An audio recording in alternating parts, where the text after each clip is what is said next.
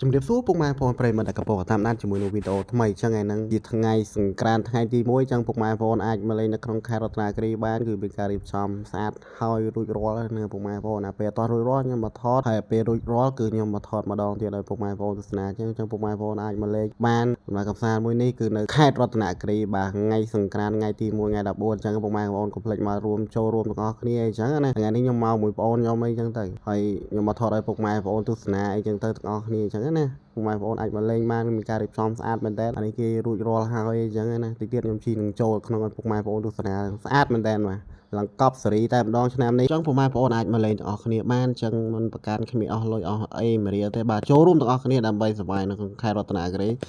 យើងមានការបាញ់ទឹកបាញ់អីចឹងណាឃើញតែពីហ្នឹងតែនេះសារពេលនេះខ្ញុំថតពេលល្ងាចឲ្យពុកម៉ែបងប្អូនទស្សនាអញ្ចឹងអត់ទាន់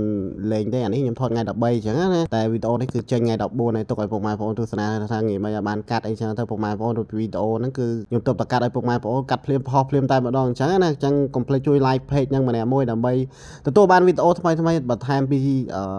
page របស់ខ្ញុំអញ្ចឹងណាពុកម៉ែបងប្អូនដោយសារវីដេអូក៏មានច្រើនដែរអញ្ចឹងខ្ញុំអត់ទាន់បានកាត់ឲ្យពុកម៉ែបងប្អូនទស្សនាអញ្ចឹងក៏អរគុណដល់ពុកម៉ែបងប្អូនដែលបានគាំទ្រនិងតាមដានជាមួយនឹង page របស់ខ្ញុំអីចឹងណានិង YouTube របស់ខ្ញុំផងដែរអញ្ចឹងអរគុណជូនពរឆ្នាំថ្មីជូនពរពុកម៉ែបងប្អូនទស្សនាវីដេអូទៅជួបតែសំណាងល្អទៅកន្លែងណាសុខសប្បាយតាមផ្លូវអីចឹងណាពុកម៉ែបងប្អូនអញ្ចឹងពុកម៉ែបងប្អូនអាចចូលមកលេងនៅក្នុងមន្ទីរវប្បធម៌ខេត្តរតនគិរីបានគឺមានការរៀបចំនៅក្នុងនឹងគឺមានការស្អាតមែនតើអញ្ចឹងណាពុកម៉ែបងប្អូនអាចមកលេងទាំងអស់គ្នាបានមិនគិតលុយគិតអីទេជាមានការរៀបចំស្រស់ស្អាតមែនតើអានេះខ្ញុំជិះចូលដល់ក្នុងអីចឹងណាពុកម៉ែបងប្អូនអាចមកមើលបានទេសភាពគឺក្នុងនេះគឺស្រស់ស្អាតខ្លាំងមែនតើនឹងការរៀបចំខេត្តអីចឹងណាគឺមានការរៀបចំគឺច្រើនមែនតើកន្លែងលេងកន្លែងអីកន្លែងបាញ់ទឹកកន្លែងអីចឹងណាហើយ concert គឺមានដល់2កន្លែងផងដែរពុកម៉ែបងប្អូនអាចមកលេងបានអូខ្លាំងកប់សេរីក្នុងឆ្នាំនេះបាទមើលតែទស្សនវិជ្ជានៅខាងក្នុងទៅពុកម៉ែបងប្អូនក៏ចង់មកលេងក៏ចង់ទស្សនាដែរអញ្ចឹងនៅក្នុងខេត្តរបស់ខ្ញុំអីចឹងទៅ